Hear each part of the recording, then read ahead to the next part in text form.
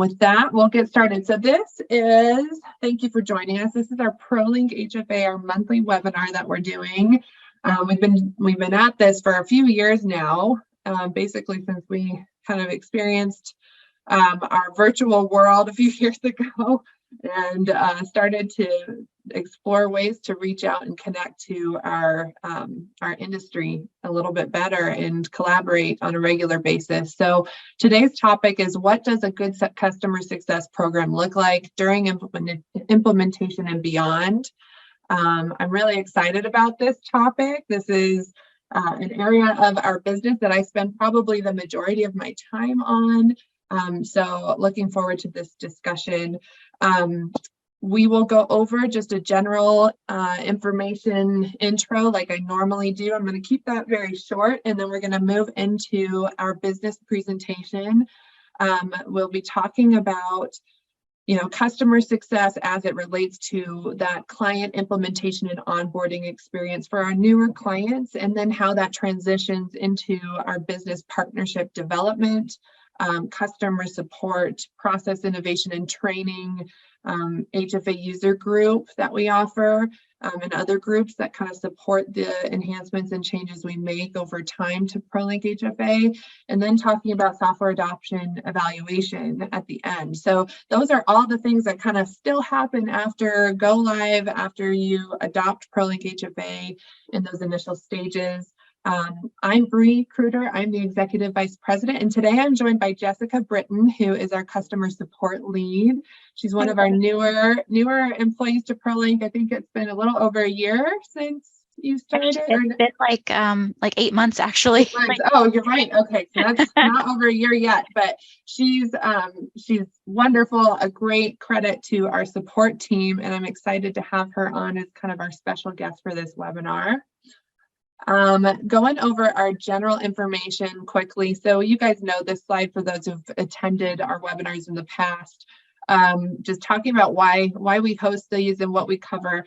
The objective of these webinars generally is to produce, kind of share a business case, and that might come up through just talks with existing clients, projects that we're working on, seasonality, industry concerns that are currently going on. And then we try to pair that as often as possible with a product demo featuring some of the product suite that we offer to the industry.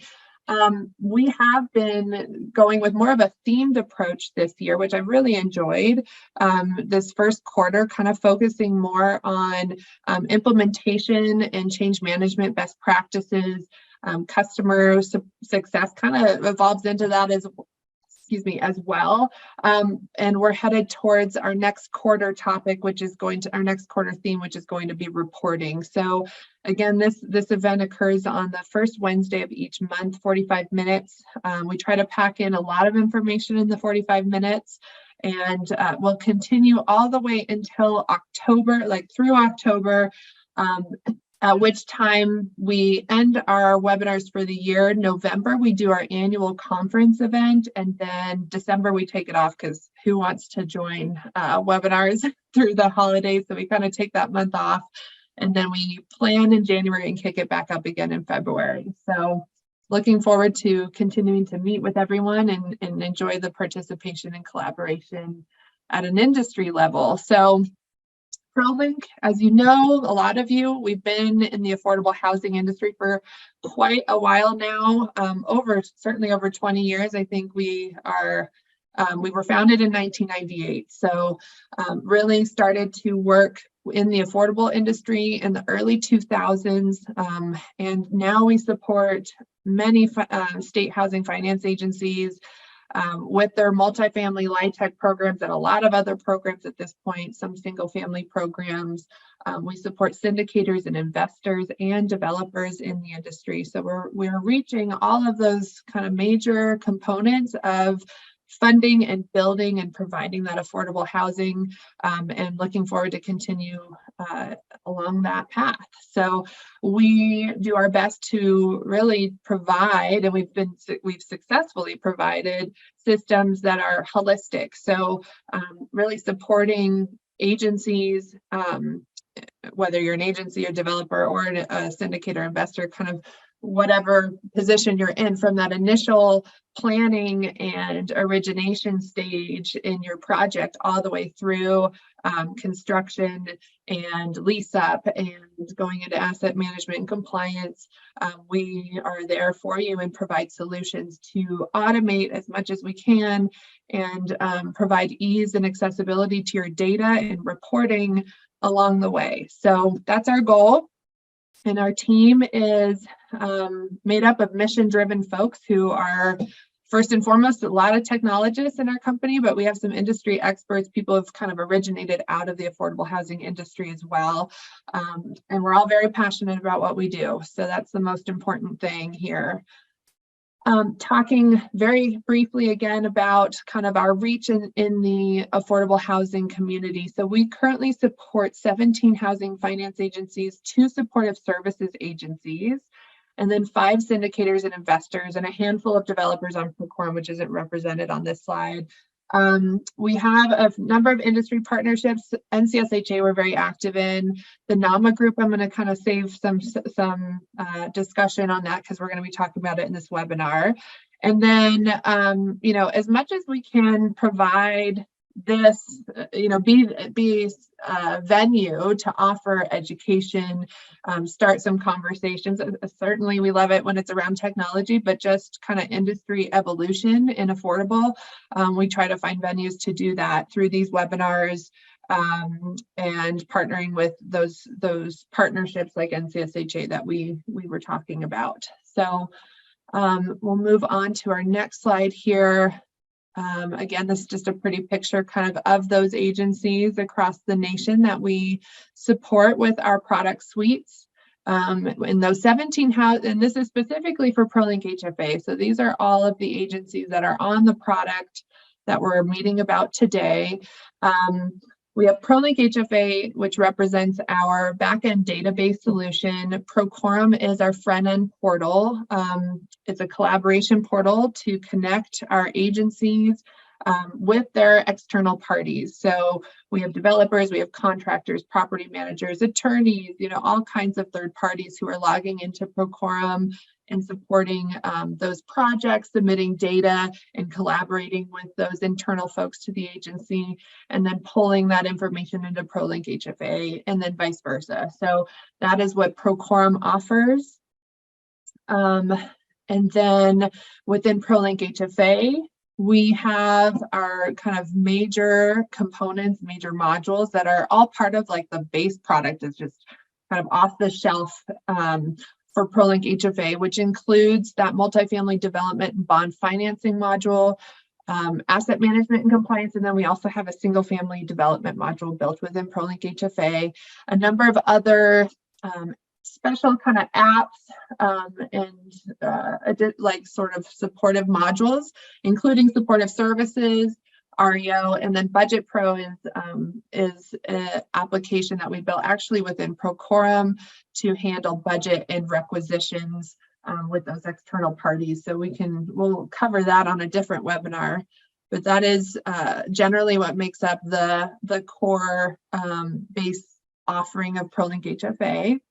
So going into our business presentation now, we're going to be kind of really focusing on our customer success program. So I wrote a blog. I had the chance, opportunity to be the author on this month's blog. I don't know if some of you had the chance to read it. It's really good. You guys should go out and put it on your list of reading materials for the month. But what I was talking about in that is a little bit about how our customer success model has evolved over time. It's kind of been one of those things where kind of thinking back over history, some of it has been subconsciously just evolved over time. And I would say over the last couple of years, especially since I've gotten involved in this program, we're really trying to formalize it more and refine it and offer more and get more out of the things that we're doing really well in our customer success model. So this diagram that you see in front of us, we're going to be covering each one of these areas as much as we can in the time remaining, and kind of talk about currently being done in these areas, and point out things that we intend to do or intend to focus on and improve, especially this year. But these are what we consider to be those foundational pieces of our customer success program. So we have kind of starting out in the way that we're going to be addressing these at the top, with that green one being our client implementation onboarding. Some of the things that we like to make sure we do in that experience. So we'll talk about that. Moving into business partnership development, our customer support model, again, that process innovation and training. Then talking about our user group, which our clients who are active in user group, I think, know the benefits and power of that. And we want to make sure we kind of shout that from the rooftops and get others to know about it, not, especially internal users of ProLinkHFA who might not know that we offer a user group. And then finally, we'll just briefly talk about software adoption, our evaluation of software adoption, how we continue to really focus and improve that. And we want to do more of that going forward. Okay, so first talking about like the implementation, and I know I have some little things in here. So first of all, before I hit the animation and kind of fill this slide out, we have kind of the stages that we go through in an implementation, starting with that planning phase, moving to our implementation phase, and then heightened support, and then finally we're live and using ProLinkHFA. So first, we want to talk about that planning stage and what's important there. That business partnership development piece is so important. That's part of what we consider part of the customer success process. So really making sure that we have good communication channels in place, that we have leadership involvement. This is a lot of what we talked about if you did participate in our last webinar on change management. A lot of those things are kind of what we try to establish and make sure live with our implementation at that very beginning stage in planning. So yeah, that leadership involvement, making sure that your implementation team internally and you have that established and understood and communicated across the agency, as well as understanding ProLink's implementation team and who we are going to represent in the project. So there's many different things that we have to do in that kind of first initial partnership and planning phase. Really trying to create a culture between us and our clients that we are partners, and we need to act as partners through that engagement, right? It's a team effort and we rely on each other to get through it. So that's phase one. And then we kind of move into the implementation phase. We have our organizational readiness effort, which is like promotion of staff inclusion, ongoing communication plans that we're developing, kind of going beyond the technical requirements and really understanding the business needs of your users, and having that dialogue in those meetings to flesh that out.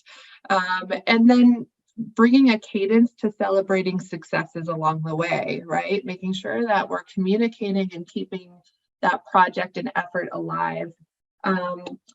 Then we go into our training program. So that's about collaborating and bringing in kind of the concepts of like business process training, not just kind of the technical training, but actually trying to bring in the business process element to our training plan for implementation and kind of setting us up for conversations that will happen post go live.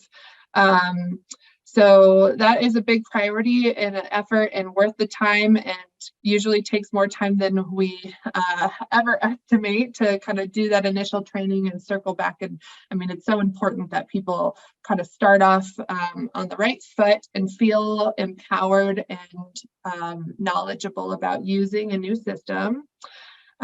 So it needs to be interactive, it needs to be fun, it needs to be encouraged and valued by all levels of the organization, right?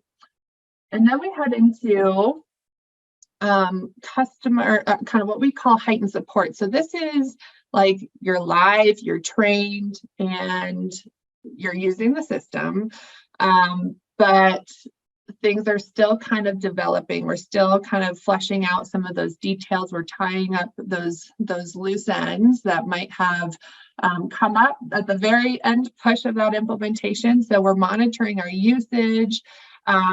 We are in constant communication with the team, and that's when I say we, I'm talking about internally as well. Those agencies are checking in and seeing how they're, while you might have a plan and established that through training, are your users actually executing and using the system as planned and intended through that training effort? And making sure that you're receiving that feedback and we're identifying challenges and addressing those concerns throughout the way.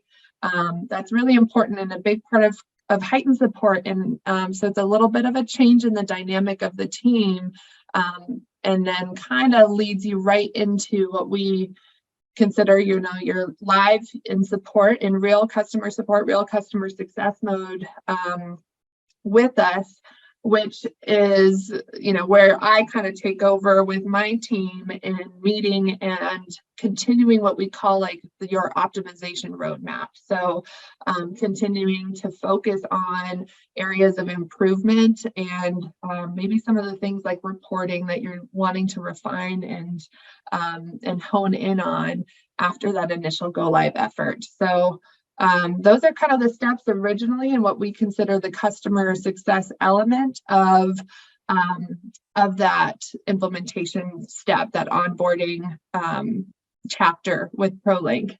And then we move into real customer success, kind of that post go live. And we start off with our monthly business reviews. So that's like the first thing that we like to establish with new clients, and we try to host these with every single client that we have. Monthly is the ideal kind of cadence to these meetings, although we kind of adjust as needed depending on what activity we have with our clients. But most of our clients we are meeting with monthly. I think there's just a couple that lie outside of that cadence. And we have a regular agenda in those meetings.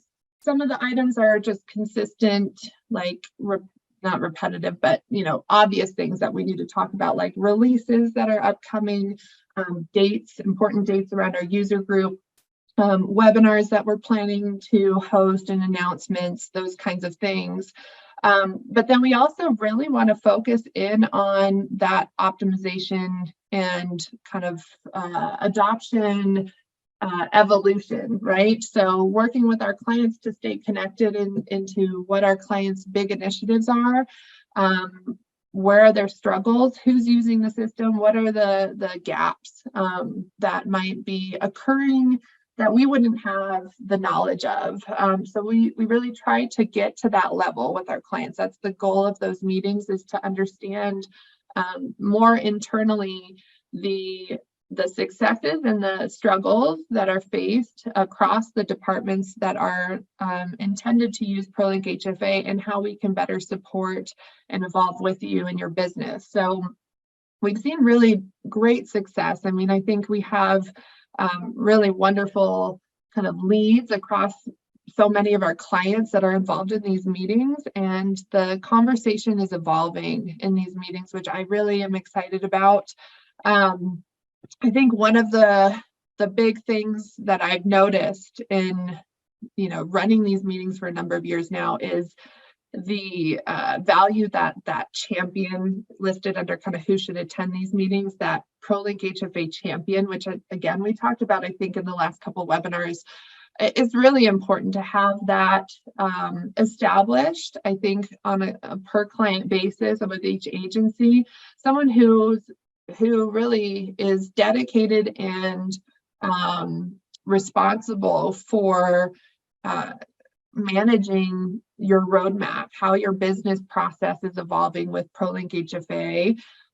Generally, I kind of feel like if your business is evolving, then probably your needs for your technology are going to evolve too. So if we're not hearing that, then it makes me want to get deeper and have more communication and more connection with our clients. If I'm not hearing about those evolutions or needs, then Is it because everybody's completely happy, or is there something else we need to talk about? Is there some sort of, kind of blocker in that evolution? So that's really what the MBRs are meant to support and enhance. This kind of, again, folds right into that. So post, go live, you're live using ProLinkHFA. Some of the things that happen that are kind of outside of maintenance that we are often enrolled to help our clients with are listed under that green section. So like system enhancements and additional services that we get involved with. So it could be that you have additional smart docs mapping, different additional reports that you're trying to generate, or things outside of ProLink that you want that data accessible and transferable right into ProLinkHFA. We might help with those projects over time. That continues to evolve over time. Training needs with staff that might evolve over time, or might even need refreshers. That's something that we focus on. And we offer a number of consulting services as well in customer success, project management consulting through some of the larger initiatives that we have, best practices consulting, helping to build like evolutions in business process flows and reestablish how ProLinkHFA should meet those needs. And then technical consulting. We also are involved in the NAHMA standards group, which provides that standard XML for tenant events, and comes out of those property management software applications. So we help even like other property management software firms, the Yardies, the Real Pages, the Appfolios, those kinds of companies will take advantage or have the opportunity to take advantage of some of our consulting and testing services to make sure that they can provide that NAHMA XMLStandard export to benefit and remove some of the data entry and data errors that can occur during that process. We, like I said earlier, I think customized help really, and customized training materials, things that really speak to your business process, are incredibly important. And we really like to offer that and help our clients get that level of personalization to what you offer your team, because it really does add to the receptiveness across the clients when you have the chance to offer that customized and synchronized training and resources that really aligns with your business model. And then, this is an area where I think we're going to see a lot of improvement, especially towards the end of the year, around our measuring of our efforts and the optimization of ProLinkHFA. We do pay attention to our SLAs, and we have KPIs that we're already following and reporting on. But since adding like our dashboard reporting capabilities and implementing QuickSight with Amazon and some of the other things that we've done in recent years, we're able to do more with this. So we're able to see utilization by kind of different across roles in your organization, the roles that are logging into ProLinkHFA, the modules that they're working in, the amount of time they're working on things. So that really can help us hone in on areas for improvement or areas that are not being touched in ProLinkHFA, and have us, consider why and work together. Is that a conscious business choice, or is there something that we can do there to provide more value for the team? So that's stuff that we're starting to do, and we're going to see a lot more of towards the end of the year, as I mentioned. Change requests and user group features are things that we track in every MBR already. We want to make sure that we have a good communication on any open projects like change requests with clients. And then the features submitted to user group for voting, we want to make sure that we're tracking those well. So lots of things there. With that, I know I need to be sensitive about my time. I'm going to hand it over to Jessica. She's going to talk more about our customer support model as kind of the frontline person who really maintains this for us. And then I'll chime in on some of the other aspects. Hi, everybody. So I'll be talking about customer support and help center, and I just want to let you guys know that our customer support team is regularly dedicated to ensuring that all our users of our products receive amazing customer and technical support. And with that it involves making sure that we're able to answer all of our clients and end user questions, as well as managing their tickets that they do send in for support and escalations, bugs, and incidents. And that all leads to resolution and making sure that we're solving those issues for you, as well as making sure that the NAHMA standards are upheld on a regular basis. In regards to our help center, we do have multiple clients that use a combination of different product offerings. So whether you're calling about or reaching out to us about Procorum or HFA, we want to make sure that everyone knows that you are receiving the same level of support no matter what. And so our system functionality is also listed within our help center. There's definitely some options of training materials and step-by-step instructions within our knowledge base as well. And our knowledge base is extremely robust and evolving over time. And it also includes all of our release notes available to make sure that you guys stay up to date on what our new features are, and what those CRs, change requests, do release out to. Great, thank you.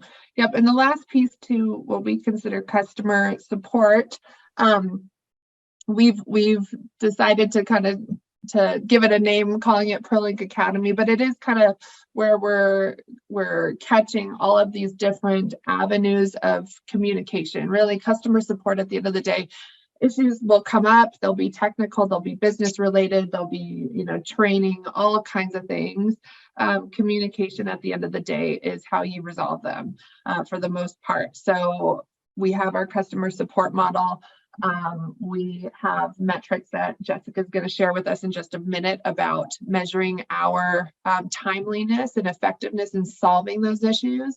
And then we're trying to enhance that through a number of different areas with this webinar series. We offer quarterly user group training webinars as well, which is just part of our, being a ProLink user, you have access to those, and we offer those virtually so we can get as many users, direct users of ProLinkHFA on those trainings as possible. We do videos, training videos, we do new release videos.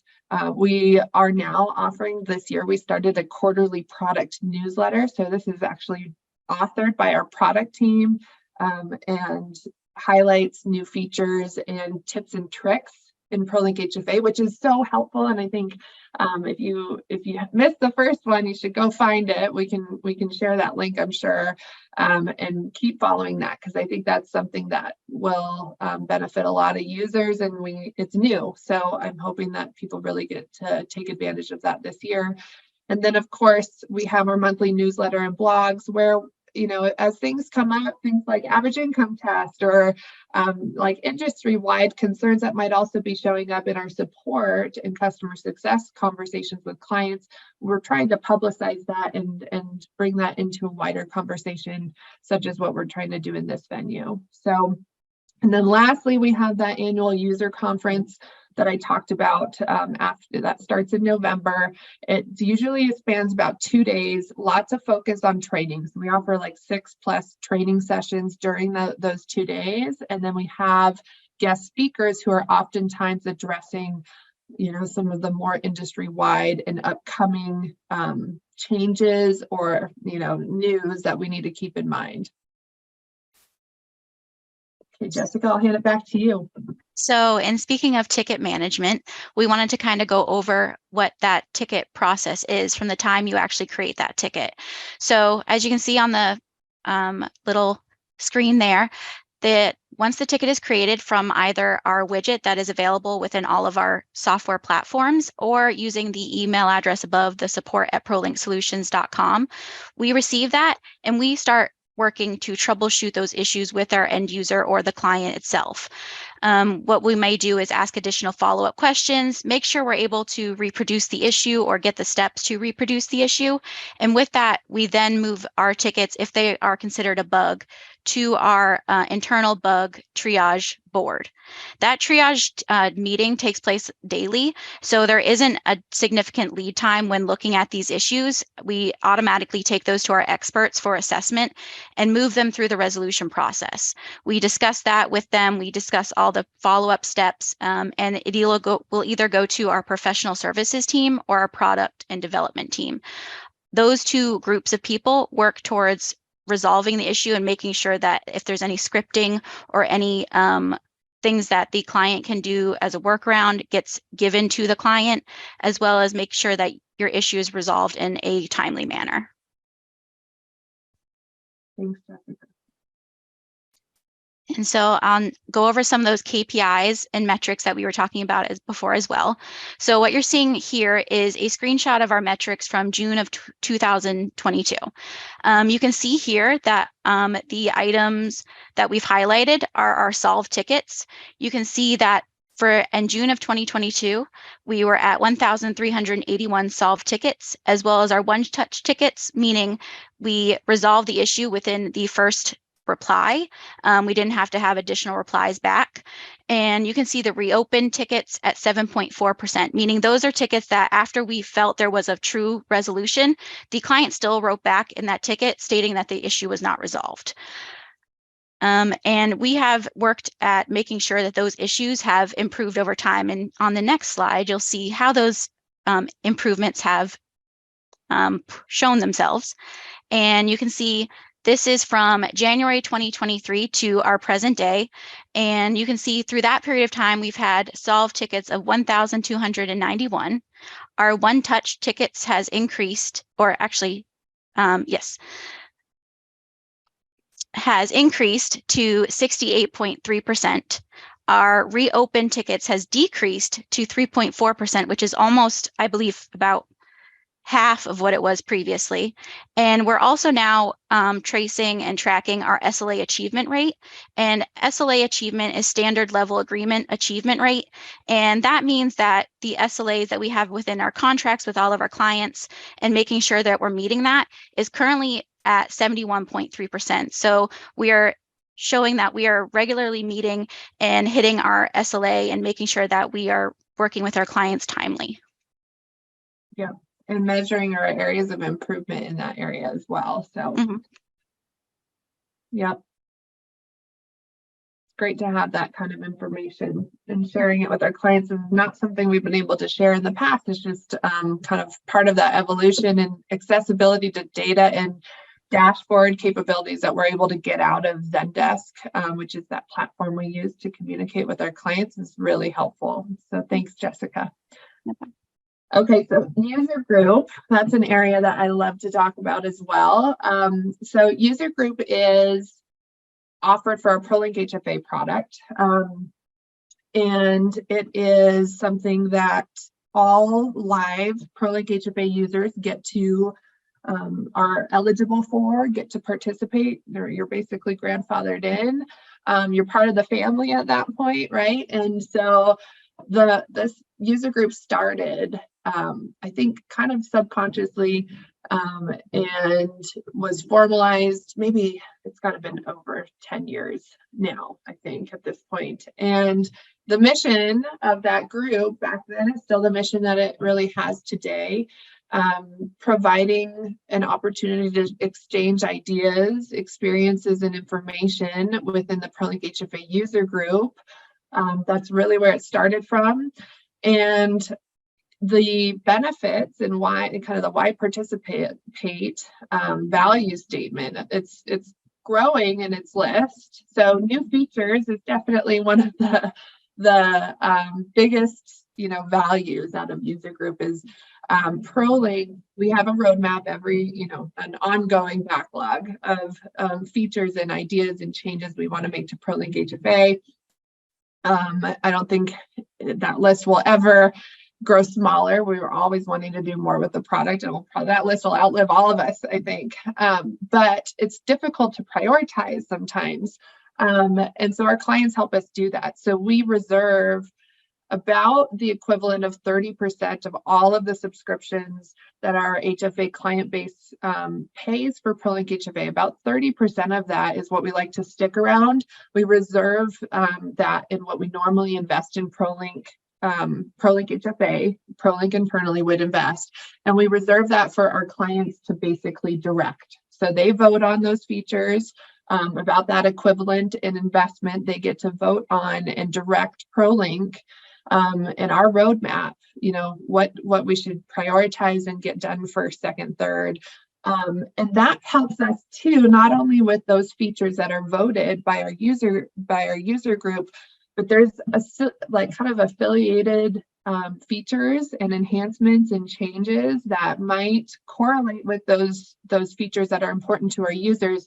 So it kind of helps us align the other, you know, I guess 70% of what we plan to do that year for ProLinkHFA. It can help us align and prioritize better with that guidance and feedback from our clients. So it's a really powerful tool in the direction and evolution of ProLinkHFA across, you know, supporting all of our clients. So that is generally what the user group is meant to support.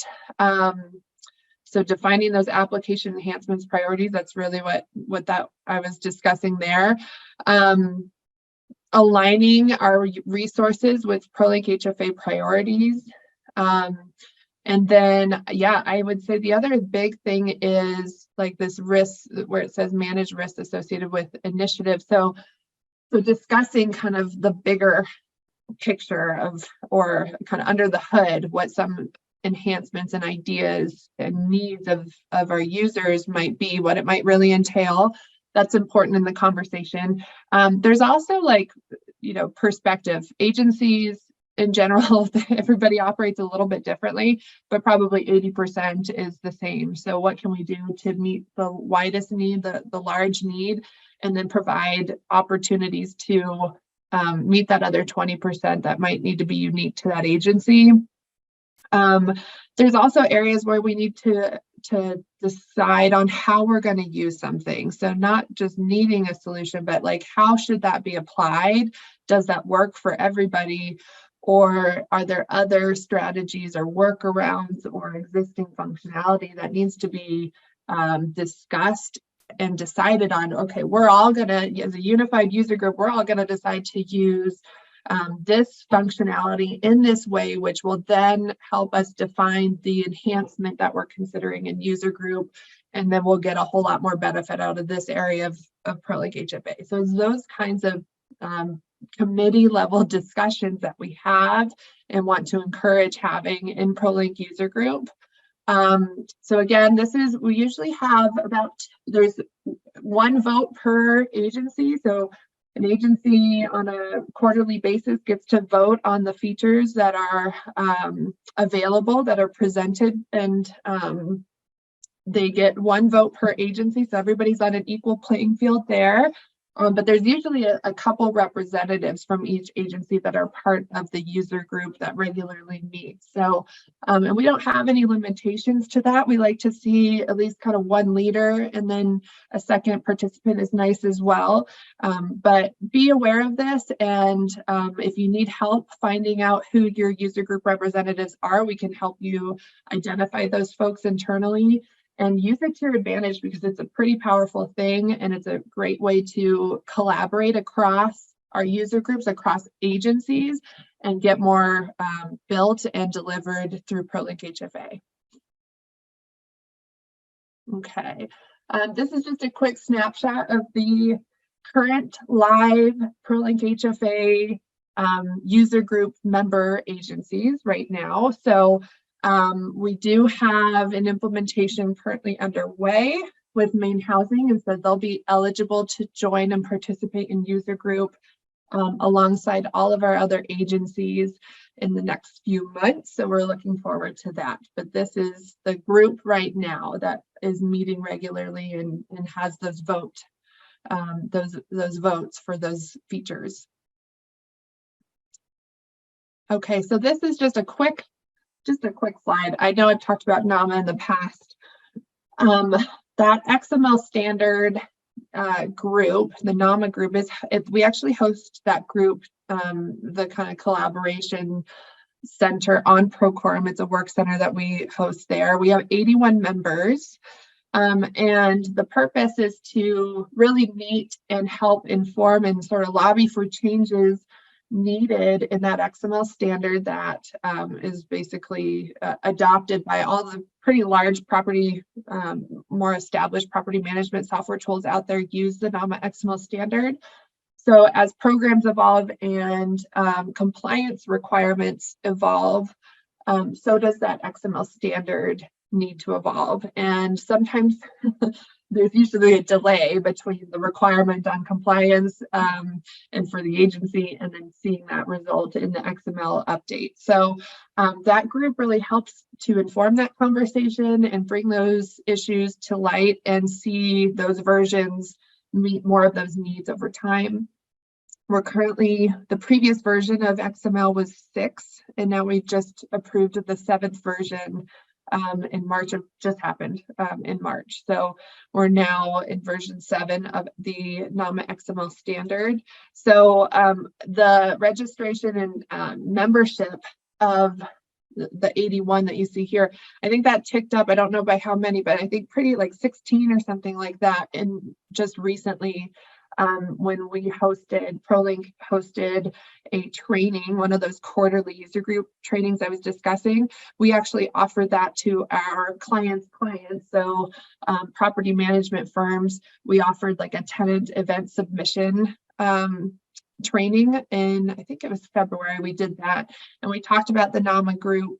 And then we saw a number of different constituents register and want to become members of that group, which is great. So we have more software providers who are joined into that conversation, and I think even some agency participants joined. So we're seeing a kind of an uptick there, and the more voices and attention that's given to that group, I think the more that it can be informed and kind of move as quickly as possible to addressing those needs and allowing for more automation, less kind of manual entry of those data points that you're getting out of those software, those property management tools.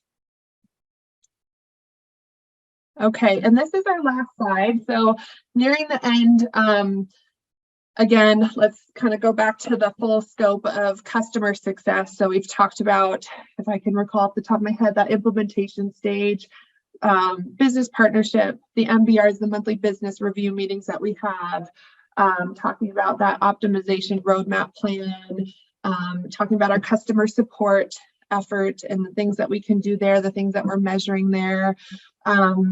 And then talking about user group and the NAHMA group. And now we're talking about adoption. So this is kind of like at its core, one of the things that's probably the most like, you have to be really vigilant about making sure that we continue to evolve here with adoption. So I have another little automation and I'll pull it up so that we all get to enjoy that here. These, I'm going to kind of do a few of them at once this time so that we have them in front of us. So I think adoption is one of those areas where in some cases with our clients,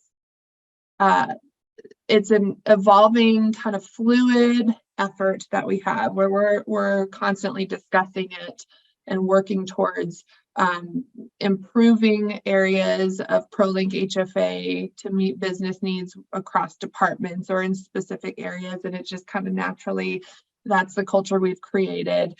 And then there's other groups that might really find a blocker, like a issue, kind of things come to a head and we need to have more of a concerted effort in addressing an adoption gap. I think in either scenario, we're kind of going through these same steps with our clients. It's just a matter of kind of what the issue is. And, sometimes it's about getting people, the right parties on board and seeing that same vision. which is kind of that set the stage step you see in front of you, promoting inclusion and getting feedback and enrolling people, really getting the conversation started internally on what needs to happen to break through whatever barrier that is, or just continue down that success path of, okay, this is the next thing we said we're going to do. How do we need to approach this? So we do have, I think when you first go live with ProLink, there's the initial intention. This is something that I like to start our MBRs with at the very beginning with clients. Usually we ask when a new client signs up with us, like, what was your boards and why was ProLink approved as the vendor? First of all, what was the boards? What really sold your board or your executives on ProLinkHFA? What was the value proposition? And then knowing that through your implementation, and then when you go live, reflecting back on them, and did we accomplish that? A lot of times we're on that path, but we haven't reached that full picture yet. There's still, like, we need to see the results of utilization and the reporting and everything that comes out of using the system. So then where do we go from there? So setting that stage, that optimization roadmap, and then evaluating on a regular basis. So that adoption evaluation, continuing to use the metrics that we can measure, ProLink can measure, to kind of inspire conversation. Interviewing, having leadership touch points, is important. And then if we need to, especially when we hone in and identify areas for adoption improvement, we go into that gap analysis stage. So working to understand the needs of those users, working sessions, and then coming up with a plan on how to solve that, making sure that we have the feedback and voices represented who are involved in that business process from top to bottom, developing a roadmap and the priorities involved in that effort, making sure that leadership buy-in is aware, leadership awareness continues through that effort, and prioritizing that roadmap, and then executing. So actually going through that implementation, that configuration effort, if there's data migration that might be needed, training, all of those kinds of efforts to actually execute and get you in a position where you can see that evolution and adoption and using that new tool, that new piece of functionality, and then making sure that it actually sticks, right? So again, similar to that initial implementation, making sure that you have representatives who are involved in that process, in that area of the business, in that department, making sure they're represented at the monthly business review meetings with us, that we have an avenue of communication with them, and it's not kind of like, okay, no news is good news. We don't really believe in that. So those are the pieces to adoption improvement and evaluating the need for it as we go along. I would say I'm in different stages of kind of focus on this effort across our client base. But at the end of the day, regardless of where and what we're focused on in those MBRs, this is truly where I want to make sure we're good stewards with, and we continue to be there when you need us. Okay. And with that, I think I'm slightly over, so I apologize for that. Thank you for sticking with me. I want to just announce our next webinar before we let everybody go. So we're switching gears with the next webinar, which is kind of exciting, and we're going to be talking about reporting going into our second quarter. So the next topic is going to be improved workflow and task management. That's going to be the focus area. This is specifically going to be highlighting and demoing some enhancements we've made to Procorum, and then talking about the use cases that we are underway with some of our newer clients. We're configuring some of these enhancements with them. So again, it's new. We're going to talk about easily assessing the overall status of work center tasks. using the new task filter capabilities to quickly focus on tasks needing action, and then using the task overview to export features to create ad hoc task status reports. So it's a workflow kind of third-party nurturing tool to keep that that relationship and task management alive and well organized through the process. So looking forward to that. And that'll be again on Wednesday, May 3rd, the first Wednesday in May, with Ryan and Tom as our speakers.